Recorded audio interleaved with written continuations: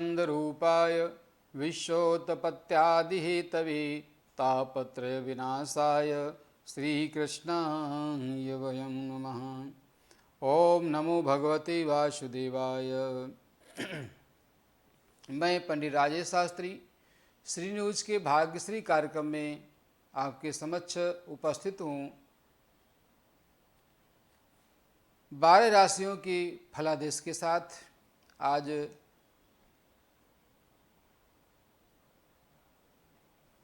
29 सितंबर 2024 को 29 सितंबर 2024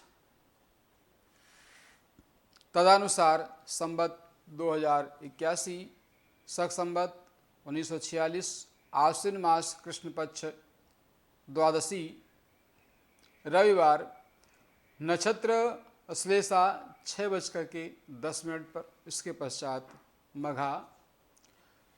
आज का सूर्योदय 6:03 पर, सूर्यास्त 5:57 पर रहेगा। आज का राहु काल रहेगा 4:26 से 5:58 PM तक, यानी सायंकाल तक।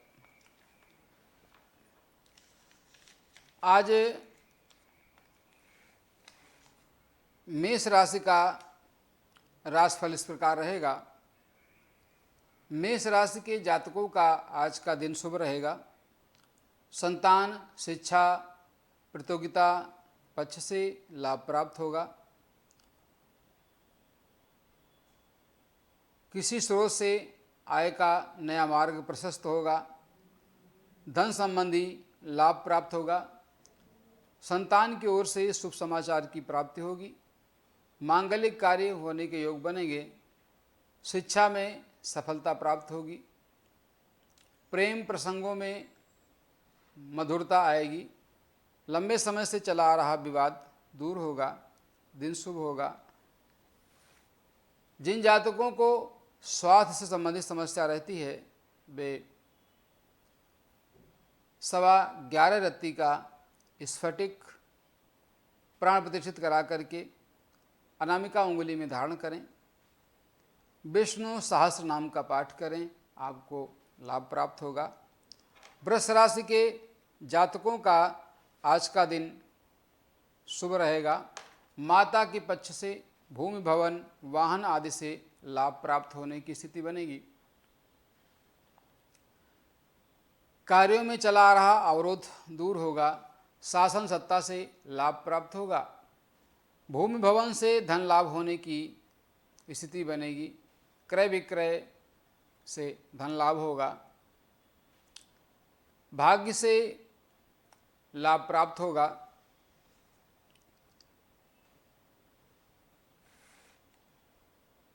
आय के नए स्रोत बनेंगे।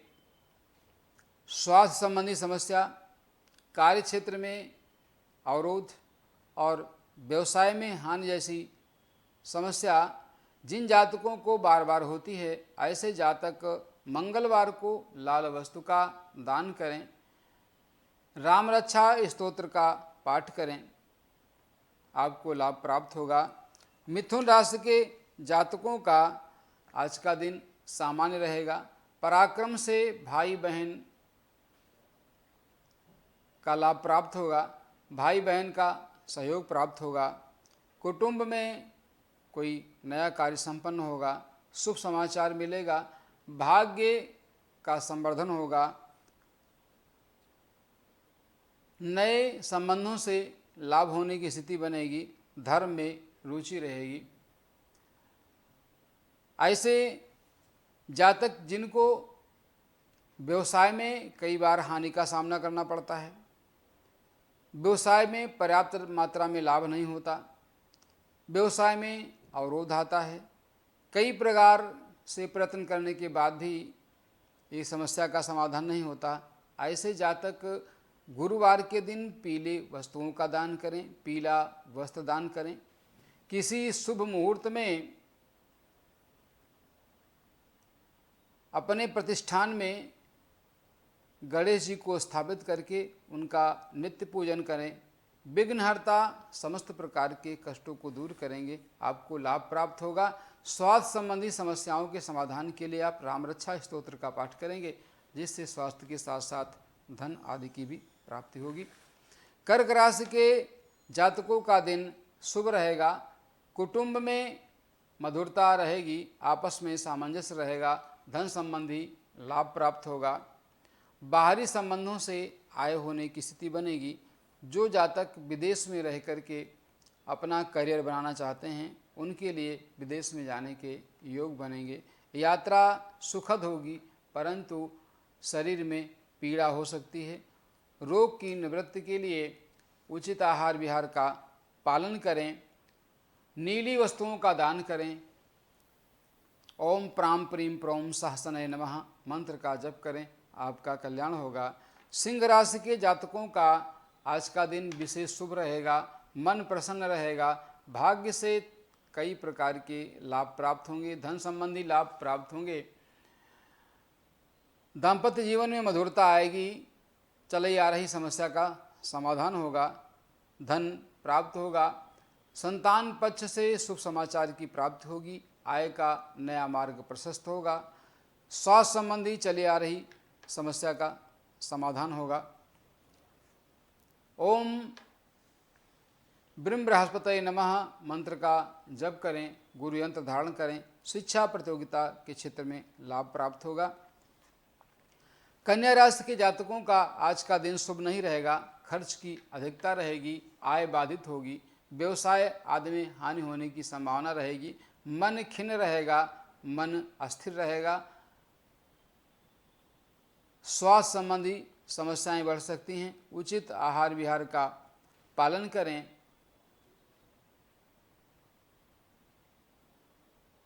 गणेश पंचरत्न का पाठ करें, आपको लाभ प्राप्त होगा, अथवा शिव जी के मंदिर में बैठ करके ओम जुम शाह मंत्र का जप करें, मृत्युंजय यंत्र धारण करें, आपका कल्याण होगा। कन्या राशि के जातकों का आज का दिन शुभ रहेगा, आय के नए स्रोत बनेंगे, भाग्य से आय वृद्धि होगी, चली आ रही समस्या का समाधान होगा, संतान पक्ष से सुखद समाचार प्राप्त होगा, शिक्षा प्रतियोगिता के क्षेत्र में जो कार्य कर रहे हैं उन्हें लाभ मिलेगा, पत्नी से सामंजस्य बैठेगा, आयु में वृद्धि होगी, शरीर में चला आ रहा कोई लंबे समय से विकार दूर होने का योग बनेगा। विष्णु की आराधना करें, ओम नमो भगवते वासुदेवाय मंत्र का जप करें, शिक्षा संबंधी संतान संबंधी अवरोध आने पर शनि से संबंधित वस्तुओं का दान करें, आपका कल्याण होगा।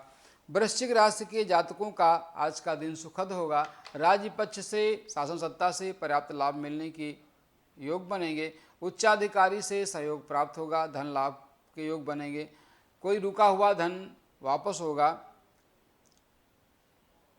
भूमि भवन वाहन आदि से संबंधित लाभ प्राप्त होगा, परंतु क्रय विक्रय के लिए आज का दिन शुभ नहीं है, इसलिए विशेष विचार से क्रय विक्रय करें, परंतु भाग्य से लाभ प्राप्त होगा, भाग्य साथ देगा, आपका दिन शुभ होगा। स्वास्थ्य से संबंधित व्यवसाय से संबंधित समस्या के समाधान के लिए दुर्गा सप्तशती के ओम ऐं ह्रीं क्लीं चामुंडे विच्चै नमः मंत्र का नित्य जप करें, आपका कल्याण होगा, या दुर्गा कवच का पाठ करें, आपका कल्याण होगा। धनु राशि के जातकों का आज का दिन सामान्य रहेगा, कार्यों में कुछ अवरोध रहेगा, पिता पक्ष से सामान्य लाभ मिलेगा, भाग्य का समर्थन होगा, धन संबंधी लाभ हो सकता है, पराक्रम में हानि होगी, मन खिन्न रह सकता है, उदर विकार हो सकते हैं, सावधानी रखें, उचित आहार विहार का पालन करें, इष्ट की आराधना करें, शिव जी का दूध से अभिषेक करें, पंचोपचार पूजन अथवा षोडशोपचार पूजन करके नित्य रुद्राष्टक का पाठ करें, आपका कल्याण होगा। मकर राशि के जातकों का आज का दिन शुभ नहीं रहेगा, पेट संबंधी विकार रहेंगे, कार्य क्षेत्र में अवरोध आएगा, यात्रा सुखद नहीं होगी, पत्नी से विवाद होने की स्थिति बनेगी, स्वास्थ्य संबंधी समस्या हो सकती है, विष्णु सहस्र नाम का पाठ करें, लाल वस्तुओं का दान करें, आपका दिन शुभ होगा। कुंभ राशि के जातकों का आज का दिन सामान्य रहेगा। व्यवसाय से सफलता प्राप्त होगी। ससुराल पक्ष से लाभ मिलेगा। पत्नी की ओर से धन लाभ हो सकता है। संबंधों में मधुरता आएगी। पत्नी का स्वास्थ्य खराब रह सकता है।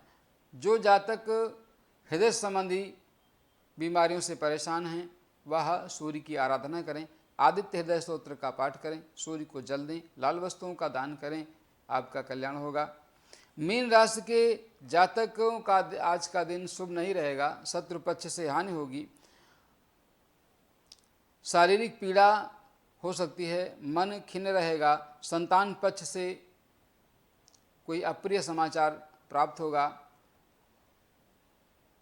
संतान के कार्य, शिक्षा आदि सही नहीं रहेंगे। इन पर ठीक प्रकार से विचार करके कार्य करना। सफ़ेद वस्तुओं का दान करना। सरस्वती यंत्र का नित्य पूजन करना।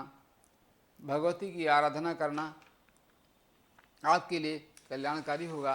ये था आज का 12 राशियों का राशिफल।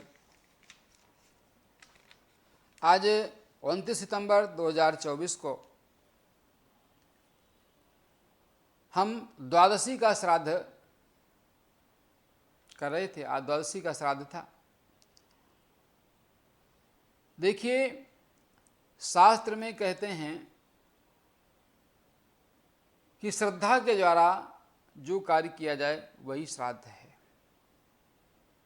हम अपने पितरों के प्रति समर्पण भाव से इन दिनों में जब उनकी प्रार्थना करते हैं, उनकी स्तुति करते हैं, तो वह प्रसन्न होते हैं और वह हमारे बीच में उपस्थित होकर के हमें आदर्श रूप में अपना आशीर्वाद प्रदान करते हैं।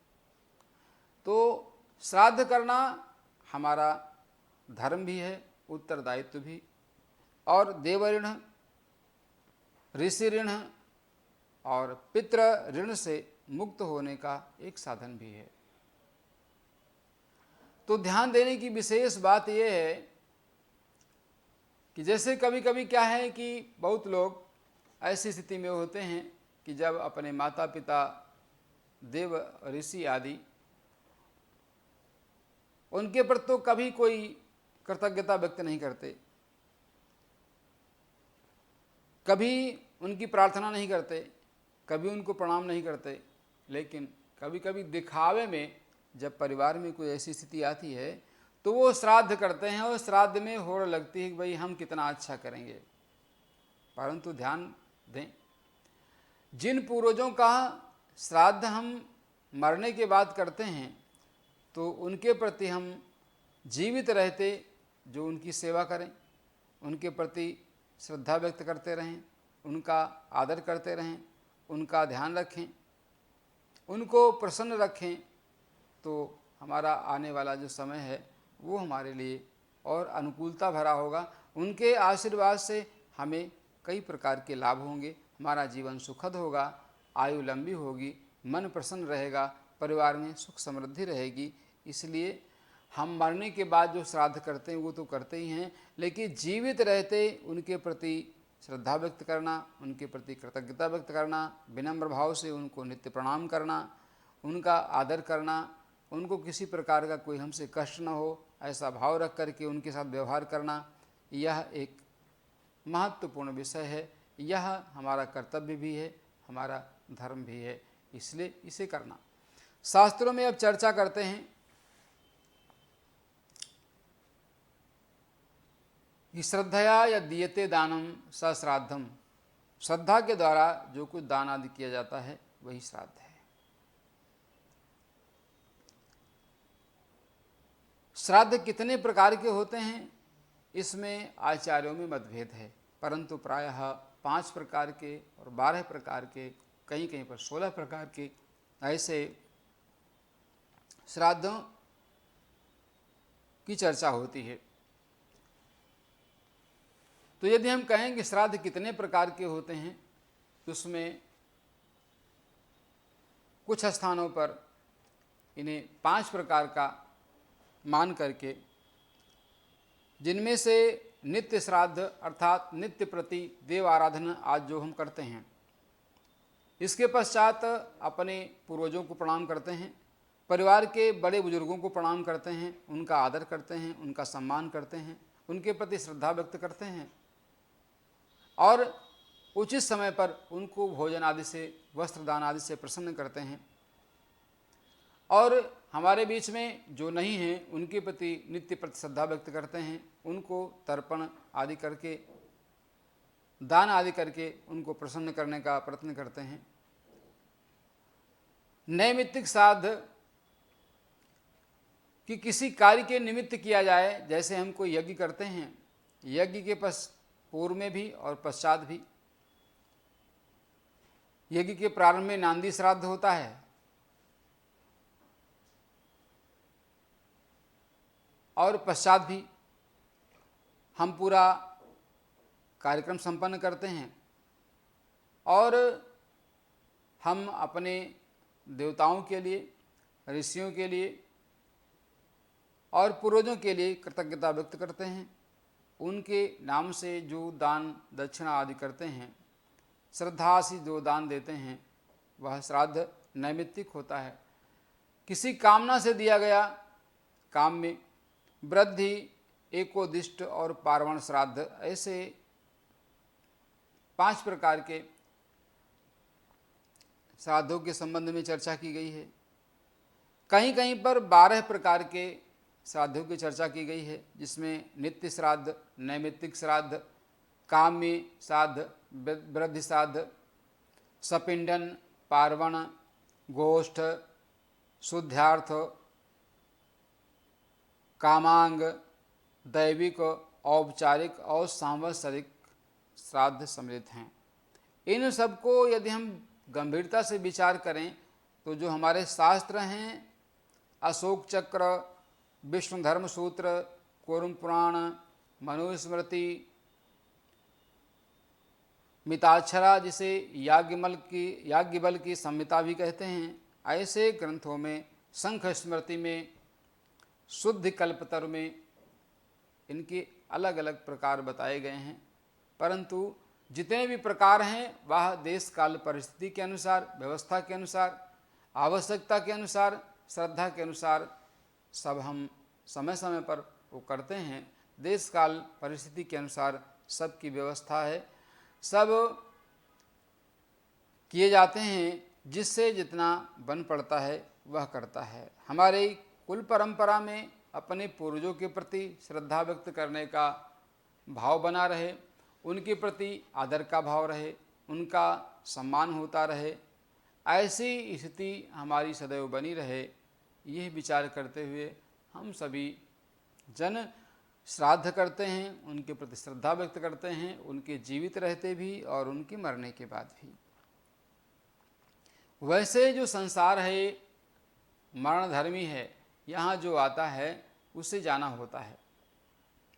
जो जन्म लेता है वो मरता है, जो फलता है वो फूलता है, झड़ता है। जो फलता है वो फूलता है, फूलता है, झड़ता है। ये संसार का क्रम है। आना जाना यहाँ लगा है।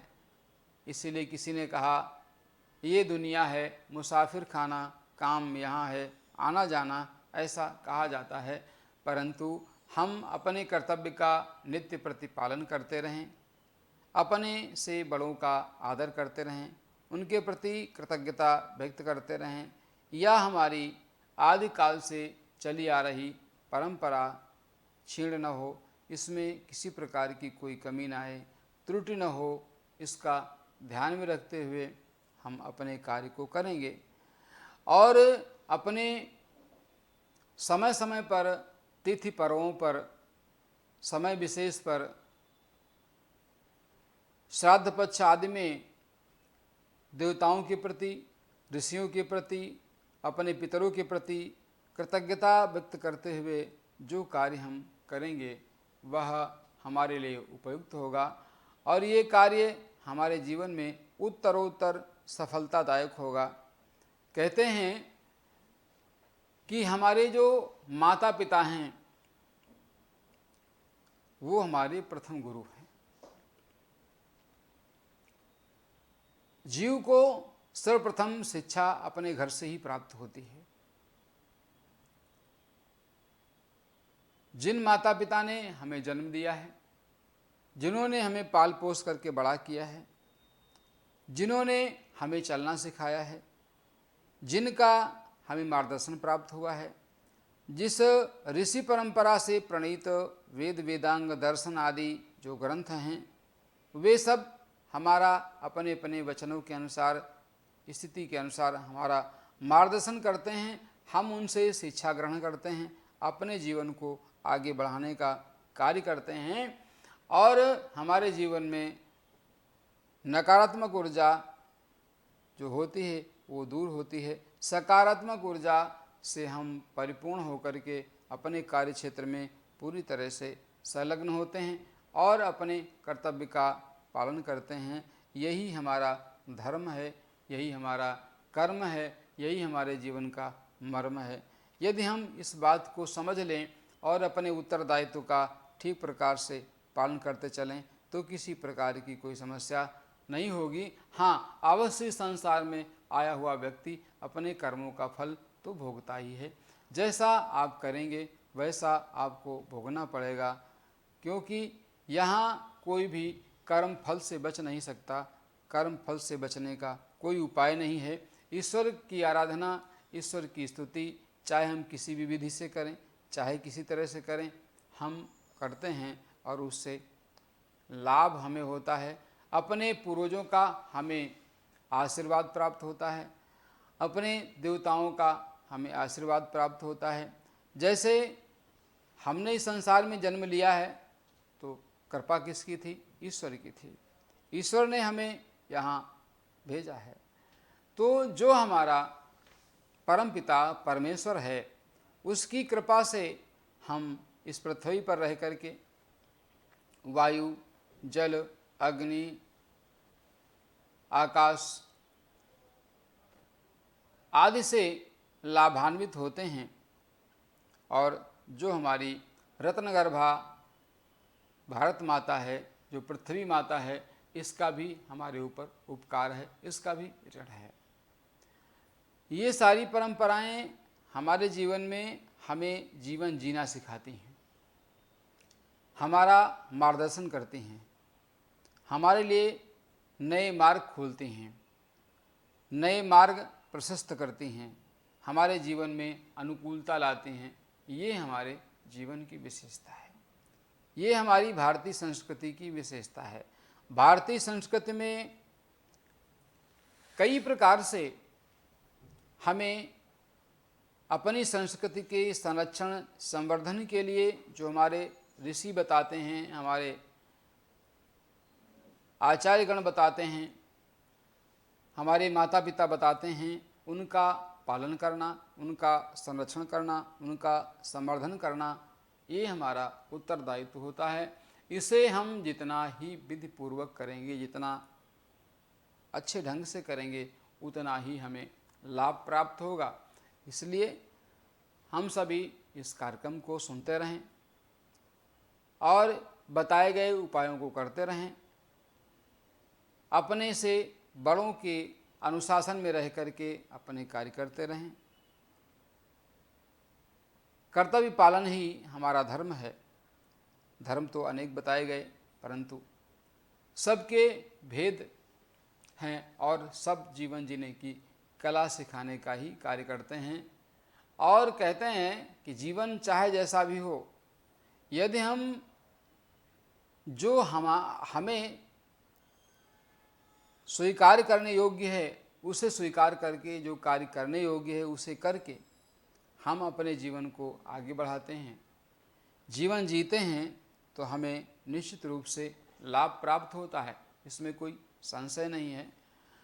तो इसमें कई प्रकार के उदाहरण हमको मिलते हैं, जिनका अनुसरण करते हुए, अनुकरण करते हुए हम अपने जीवन के मार्ग को प्रशस्त कर सकते हैं, अपने से बड़ों का आशीर्वाद प्राप्त कर सकते हैं। यही आशीर्वाद हमारे जीवन के लिए कल्याणकारी होगा। आज के दिन श्री न्यूज़ के भाग्यश्री कार्यक्रम में मैं पंडित राजेश शास्त्री आपके समक्ष उपस्थित था। 12 राशियों के फलादेश के साथ में 29 सितंबर 2024 को कल पुनः आपके बीच में उपस्थित होंगे।